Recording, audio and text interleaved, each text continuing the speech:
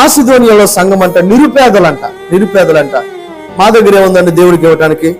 మాకు ఏమీ లేదండి, మేము తినడానికి ఏమీ లేదండి, మేమేం చేస్తామండి అనుకోలేదు వాళ్ళు. వాళ్ళకి కలిగిన దాంట్లోంచే దాతృత్వము కలిగి బహుగా విస్తరించారంట. ఇక్కడ చూడండి, వాళ్ళు ఎటువంటి వాళ్ళంట?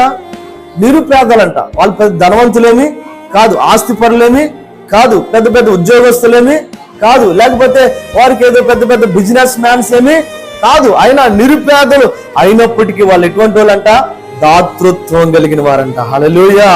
కష్టాల్లో ఉన్న వారికి సహాయం చేసేవారంట. వాళ్ళు దేవుని పని కొరకు వాళ్ళు కానుకలు ఇచ్చేవారంట, అర్పణలు ఇచ్చేవారంట. దేవుని మందిరము కొరకు ఎంతో గొప్ప పనులు వాళ్ళు జరిగించే వాళ్ళంట. ఎవరు?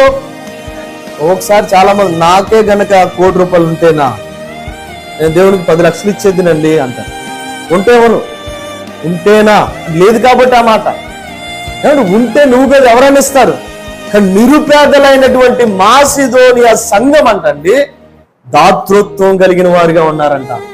అది గొప్పతనం. హల్లెలూయా. అన్ని చాలా మంది అంటారు, నేను అనుకున్నది జరిగి, నేను అనుకున్నది వచ్చి, నేను పొందుకొని, నేను మేడ మీద మేడ కట్టుకొని, కారు మీద కారు కొనుక్కొని, అప్పుడు మంచి స్థితిలో ఉన్నప్పుడు నేను అనుకున్నానండి దేవుని కోసం ఇది చేద్దామని. అది గొప్పతనం ఏం కాదు. అలా చాలా మంది అనుకుంటారు, చేస్తారు, అది వేరే విషయం. కానీ అది కాదు.